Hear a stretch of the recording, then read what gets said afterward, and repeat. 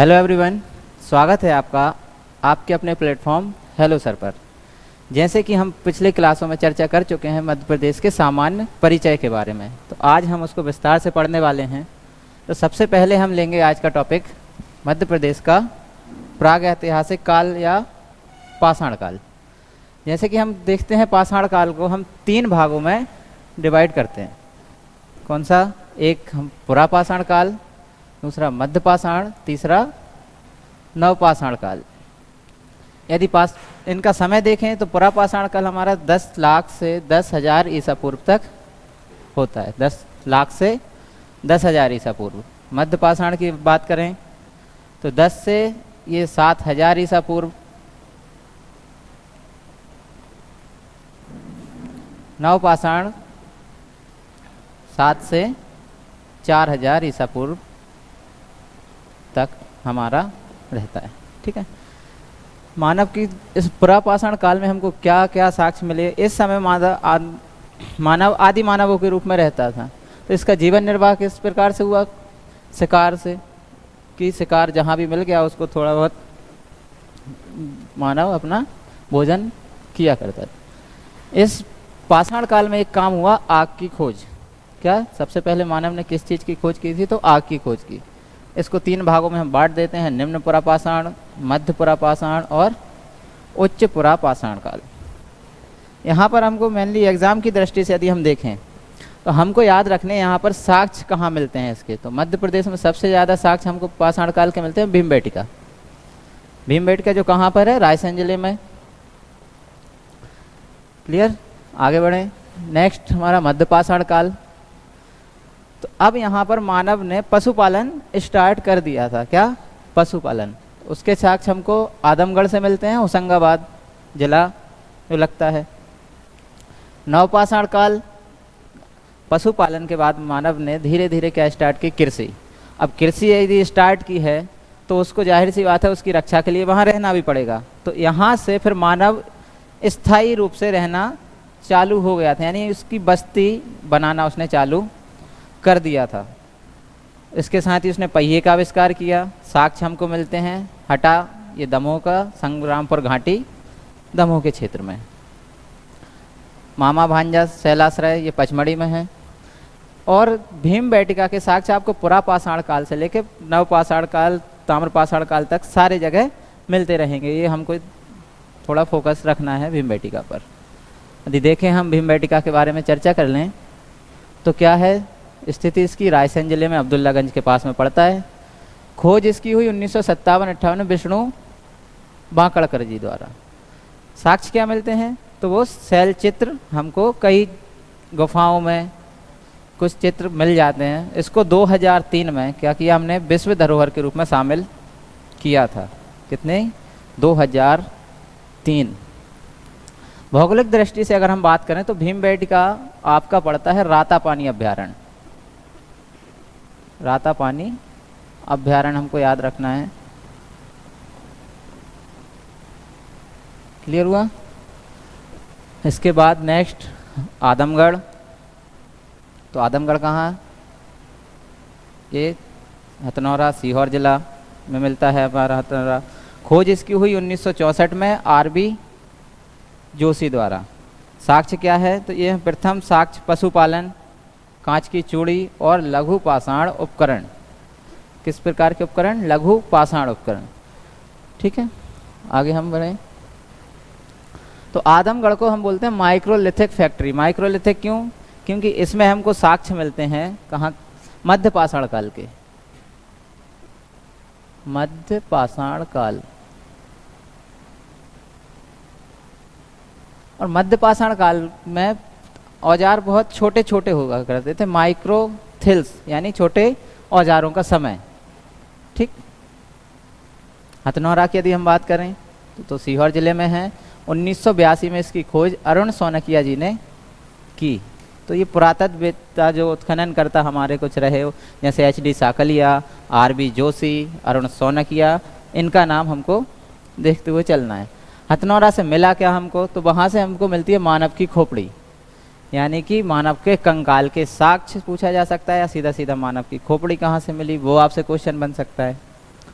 इसके साथ ही हथनौरा में हमको एक चीज़ और मिलती है, वो मिलते हैं हाथी के जीवाश्म। क्या? हाथी के जीवाश्म। तो ये थोड़ा याद रखें। इसके साथ ही हथनौरा को हम बोलते हैं प्राचीन मानव की संज्ञा। हथनौरा में जो मिला हमको कंकाल, उस कंकाल को हमने क्या दिया नाम? प्राचीन मानव। ठीक है, ये कुछ आपके ऐतिहासिक जो हमारे स्थल रहे, पुरातत्व स्थल, उनमें जैसे चंबल घाटी यदि हम बात करें तो इसमें विष्णु भाकरकर, एच.बी. त्रिवेदी, इन्होंने उत्खनन कार्य कराया है। नर्मदा घाटी में कहें तो आर.बी. जोशी, एच.डी. साकलिया ने, और सोन नदी घाटी में निसार अहमद और जी.आर. साकलिया। तो थोड़ा बहुत हमको इसके बारे में भी देखना होता है। इसके बाद आते हैं हम ताम्रपाषाण काल पर। ताम्रपाषाण काल क्यों? क्योंकि इसमें मानव ने सबसे पहले यूज जो धातु की, वो थी कौन सी? तांबा। तो मानव ने सबसे पहला धातु उपयोग की। कई बार आपसे क्वेश्चन बन जाता है। इसके साथ ही ताम्रपाषाण काल का समय देखो तो 3000 से 1500 ईसा पूर्व तक। क्लियर हुआ? 3000 से 1500 ईसा पूर्व। इसमें साक्ष्य कहाँ मिलते हैं? तो मालवा संस्कृति में नर्मदा घाटी, चंबल नदी घाटी के क्षेत्र में हमको ताम्रपाषाण कालीन स्थल मिलते हैं। कौन कौन से?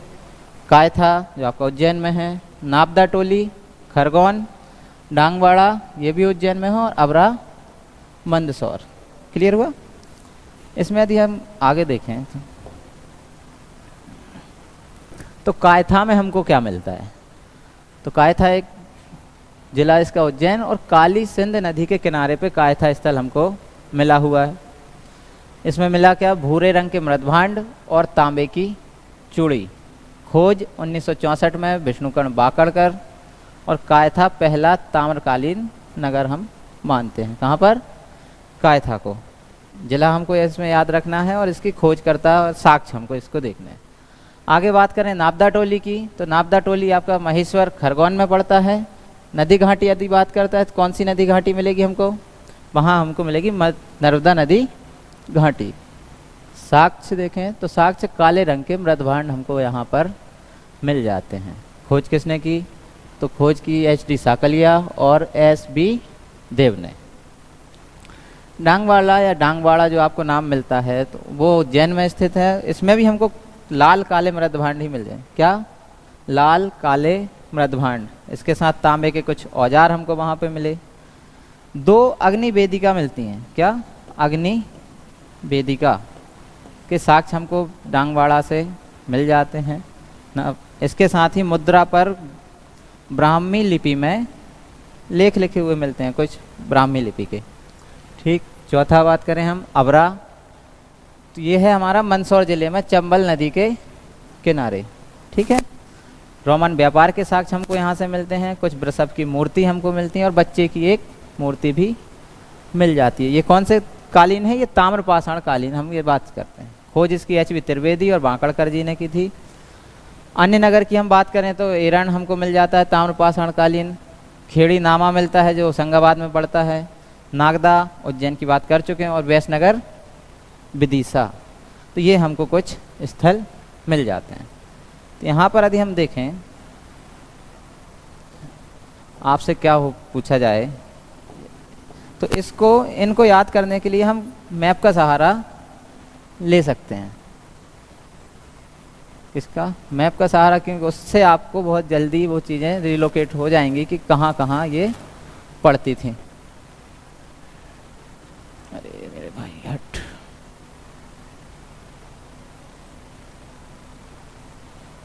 क्लियर हुआ? यहाँ आप देखोगे तो आपको यहाँ से एक नदी घाटी मिलती है जिसको हम बोलते हैं नर्मदा नदी घाटी। चंबल नदी घाटी आपको इस प्रकार से मिलेगी, ये मध्य प्रदेश की उत्तरी सीमा बनाते हुए। यहाँ से एक नदी आपकी इस प्रकार से जाएगी, वो भी यमुना नदी में, ये बेतवा नदी घाटी हम बात कर लेते हैं। और यहाँ पर आपकी सोन नदी घाटी। क्लियर? तो ये आपकी नर्मदा, ये आपके बेतवा, ये आपकी सोन, और यहाँ पे आपका मिल जाएगा चंबल। अब इसमें कौन कौन से स्थल कहाँ कहाँ मिले वो हम देखें तो आपको सबसे पहले मिलता है आदमगढ़। कौन सा? आदमगढ़। यहीं पे आपको मिलेगा क्या? एरंड, हम सागर की बात करते हैं। इसी के साथ विदिशा जिसको हम बोल बेशनगर। अब आपका यहाँ मिल जाएगा मंदसौर में। यहाँ उज्जैन में आपको कायथा। दक्षिण में आपको खरगोन साइड डांगवाड़ा। तो इस प्रकार से नदी घाटियों को साथ में लेते हुए, क्योंकि आपसे सीधा सीधा क्वेश्चन पूछ लिया जाता है कि किस नदी घाटी के किनारे बनता था। क्यों? क्योंकि मानव उस समय रहता कहाँ है? आज भी वहीं हम बस्तियां बनाते हैं जहाँ पर हमको पानी का सोर्स हो। क्लियर हुआ? वहीं हमारी खेती अच्छी होती है। ताम्रपाषाण कालीन के बाद यदि हम चलते हैं तो वहाँ हमको फिर मिलता है कौन सा? वैदिक युग। वैदिक युग, लेकिन मध्य प्रदेश में वैदिक युग के कोई ज़्यादा साक्ष्य हमको नहीं मिलते। केवल एक जगह नाम मिलता है हमको, किसका? दंडकारण्य पठार का। दंडकारण्य पठार या दंडकारण्य का जंगल क्षेत्र, किसका? दंडकारण्य। इसके इन्हीं जंगलों में रहने वाली कुछ निवासी जनजातियों का उल्लेख मिलता है, जिसमें से एक जाति मिलती है आपको निषाद। निषाद, इसको अनार बोला करते थे उस समय। तो इसका वर्णन कहाँ मिलता है? तो वो हमको मिलता है ऐतरेय ब्राह्मण। ऐतरेय ब्राह्मण। क्लियर हुआ? ऐतरेय ब्राह्मण में निषाद जाति का उल्लेख मिल जाता है। इसी के साथ में हमको कौशितकीय उपनिषद में विंध्य प्रदेश का क्षेत्र मिल जाता है। ठीक है, इससे ज़्यादा साक्ष्य हमको वैदिक काल में महत्वपूर्ण नहीं है। वैदिक काल के बाद हम आते हैं कहाँ पर? महाजनपद काल पर। महाजनपद काल क्या होता था, किसे बोले जाता था?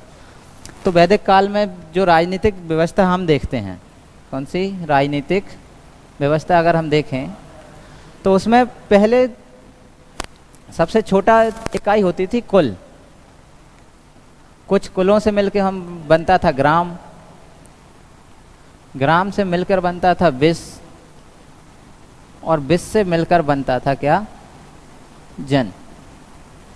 तो जब ये जन छोटे छोटे एक से मिलकर दो, थोड़ा इनका क्षेत्र बड़ा हुआ तो इनको हम बोलने लगे जनपद। और जब एक से ज़्यादा 2-3 जनपदों को मिला के जब क्षेत्र बनता है तो उसको बोलते फिर हम महाजनपद। तो इन जनपदों का काल को हमने बोला महाजनपद काल। ठीक है, ये समय का रहा। इसका यदि हम देखें तो ये 6वीं शताब्दी ईसा पूर्व। ईसा पूर्व 6वीं शताब्दी ईसा पूर्व। तो मध्य प्रदेश में बात करें तो हमको यहाँ पे 2 महाजनपद मिलती हैं, और पूर्व ओवरऑल भारत की बात करें तो उसमें मिलेंगी हमको 16 में से 2 अवंती महाजनपद एक मिलती है, दूसरी चेदी। इसकी राजधानी अवंती को हम 2 भाग में बांट देते हैं, एक उत्तरी अवंती, एक दक्षिणी अवंती। उत्तरी अवंती की राजधानी थी उज्जैनी और दक्षिणी की माहिष्मती। चेदी महाजनपद, इसकी राजधानी सुक्तिमती है, जिसको केन नदी के किनारे बसा हुआ है और यमुना विंध्य पर्वत के बीच में। ठीक, अब बात करें कि ये महाजनपदों की जानकारी हमको कहाँ से मिलती है। तो महाजनपदों की जानकारी हमको मिलती है 2 ग्रंथ से, एक अगुंतर निकाय, दूसरा भगवती सूत्र। अगुंतर निकाय की यदि हम बात करें तो ये है हमारा बौद्ध ग्रंथ, बौद्ध धर्म से संबंधित ग्रंथ है, और भगवती सूत्र आपका जैन ग्रंथ है। कई बार आपसे ये पूछा गया है कि 16 महाजनपदों का उल्लेख किस किस ग्रंथ में मिलता है। तो भगवती सूत्र जो जैन ग्रंथ, और अगुंतर निकाय जो आपका बौद्ध ग्रंथ है। अवंती जनपद में यदि हम देखें क्या मिलता है, तो ये चंबल और नर्मदा नदी के मध्य में हमको मिल जाती है।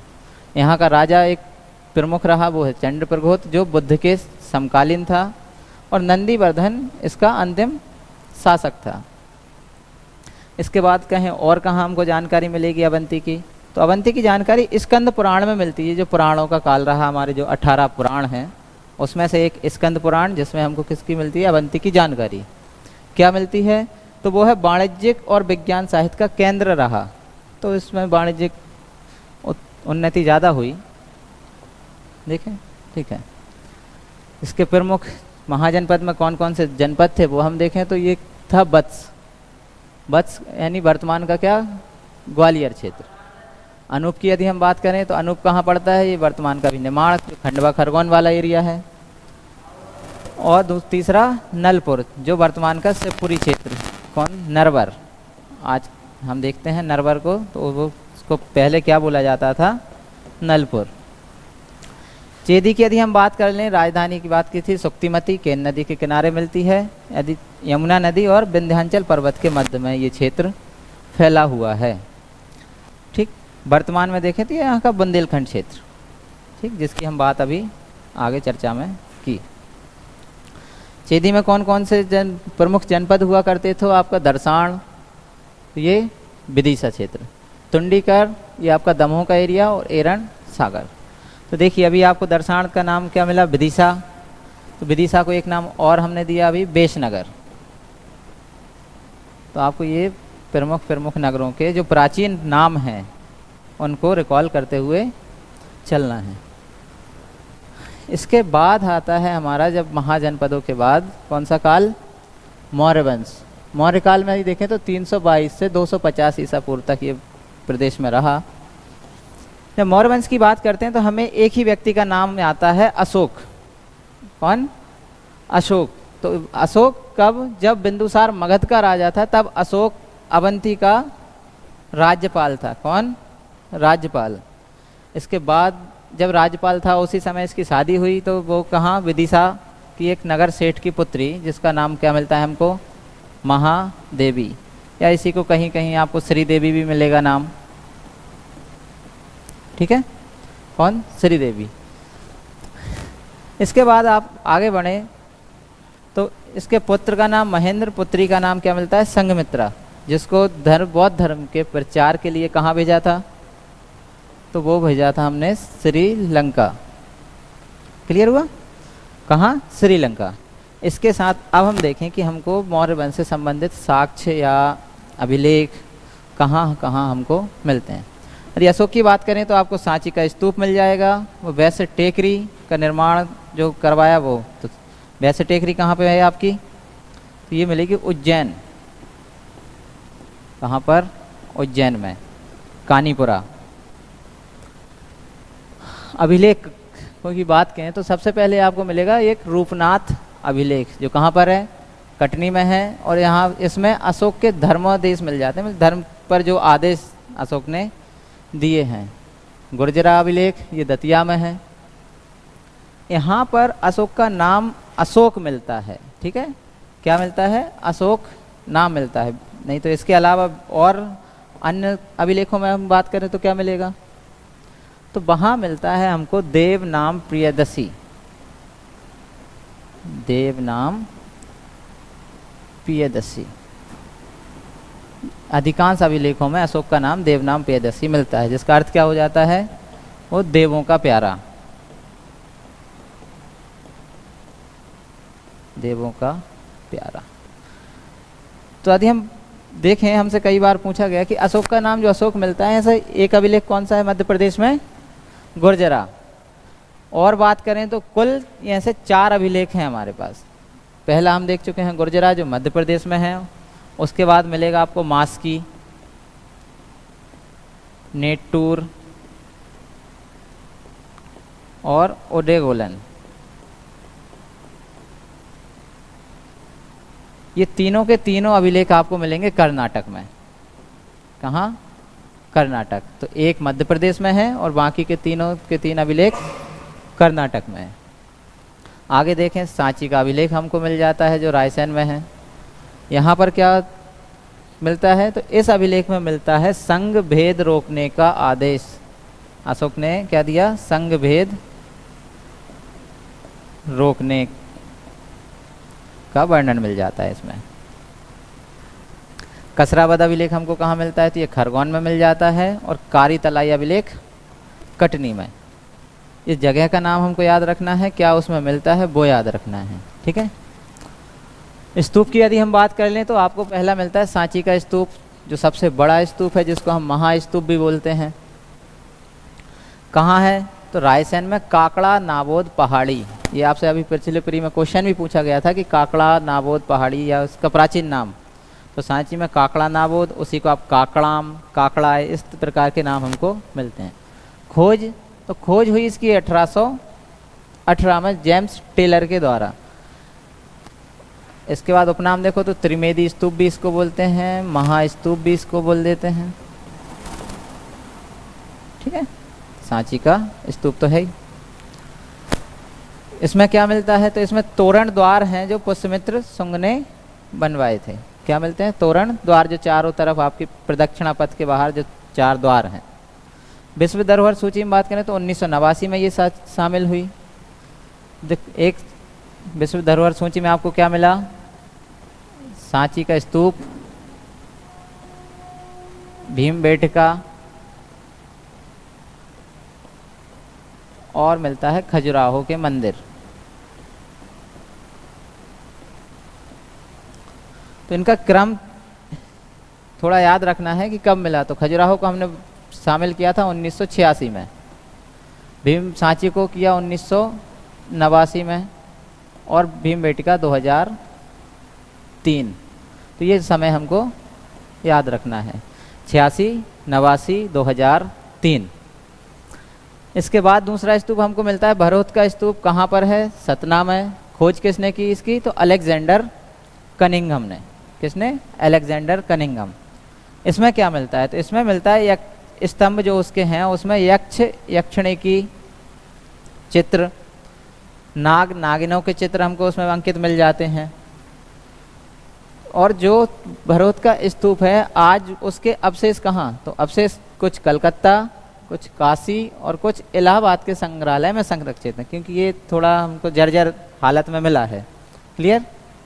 आगे बात करें तो मैन का स्तूप, तो ये अशोकनगर जिले में पड़ता है, और देव कोठार का स्तूप ये रीवा में आपको मिलेगा।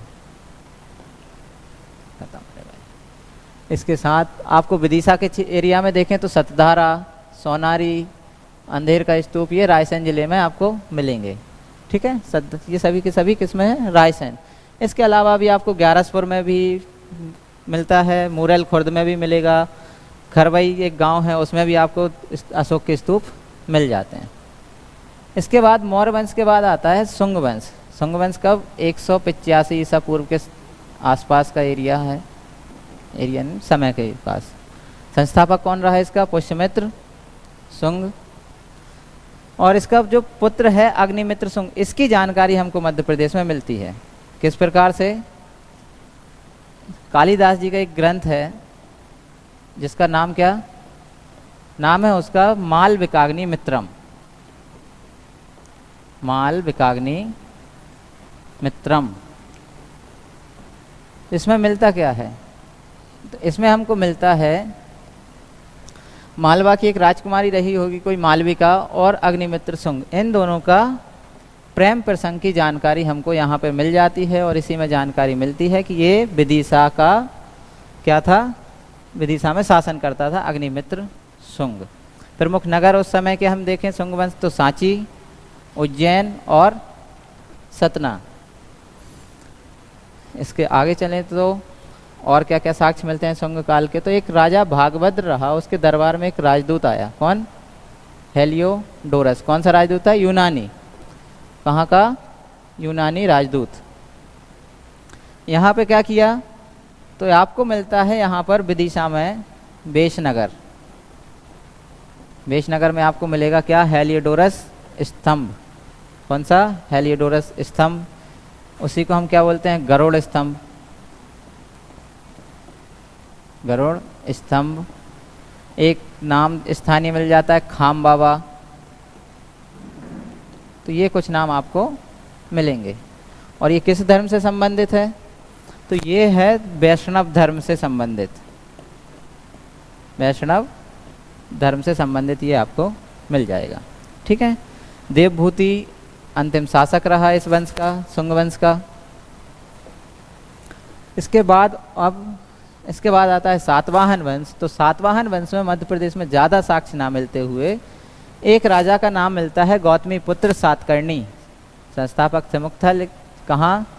गौतमी पुत्र सातकर्णी का सांची के स्तूप की वेदिका पर लेख मिलता है। कहाँ पर?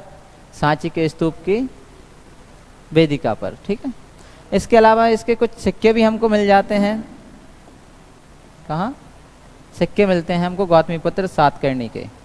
कहाँ? वो भी बेशनगर में। बेशनगर यानी विदिशा। क्लियर हुआ? तो ये हमारा सातवाहन वंश। क्लियर हुआ? तो अभी हम इसको देखें थोड़ा सा और, यदि हम बात करें तो आपको तो मुख्यतः आपको यहाँ पर याद रखने लायक या जो उसकी संभावना पेपर में पूछी जाती है, तो ये महत्वपूर्ण स्थल बेशनगर, एरंड, नागदा, ठीक है, इनको हमको देखना है। क्लियर हुआ? तो आज की चर्चा यहीं पे हम समाप्त करते हैं। आशा है आपको हमारी जो वीडियो है वो हेल्पफुल रहेगी और इसी तरह से आगे की तैयारी जारी रखने के लिए हमसे जुड़े रहें। धन्यवाद।